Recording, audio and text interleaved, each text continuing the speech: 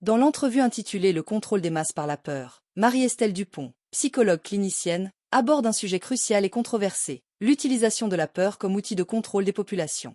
Diffusée sur YouTube, cette entrevue offre une réflexion profonde sur les impacts psychologiques et sociaux de la pandémie de Covid-19 et les mesures prises pour y faire face. Marie-Estelle Dupont commence par contextualiser son analyse dans le cadre de la pandémie de Covid-19. Elle souligne que les mesures sanitaires strictes, telles que les confinements, les couvre-feux et la distanciation sociale, ont été justifiées par la nécessité de protéger la santé publique. Cependant, elle met en lumière comment ces mesures ont également induit une atmosphère de peur et d'anxiété généralisée. Selon Dupont, la peur est un puissant levier psychologique qui peut être utilisé pour influencer le comportement des masses. Elle explique que dans des situations de crise, les gouvernements et les autorités peuvent recourir à la peur pour obtenir la coopération de la population. La peur de la maladie, de la mort, et des sanctions pour non-conformité aux règles sanitaires sont autant de facteurs qui ont pu être exploités.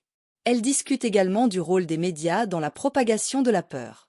La couverture constante et souvent alarmiste de la pandémie a contribué à maintenir un état de vigilance et d'anxiété. Cette situation a, selon elle, exacerbé les problèmes de santé mentale et a conduit à une forme de contrôle social par la peur. Marie-Estelle Dupont décrit les conséquences psychologiques de cette stratégie de contrôle. Elle mentionne l'augmentation des troubles anxieux, de la dépression et d'autres problèmes de santé mentale durant la pandémie. Les mesures restrictives ont également eu un impact sur les relations sociales, isolant les individus et limitant les interactions humaines essentielles au bien-être psychologique. Elle souligne que cette peur constante a un effet délétère sur la résilience des individus. La capacité à faire face à l'adversité et à maintenir un état mental sain est sérieusement compromise par un climat de peur prolongé. Elle appelle à une prise de conscience des effets à long terme de ces politiques et à un rééquilibrage entre la gestion de la santé publique et le maintien de la santé mentale des populations. Un autre aspect important de l'entrevue est la réflexion sur les libertés individuelles. Dupont exprime des préoccupations quant à l'érosion des libertés civiles sous couvert de mesures sanitaires.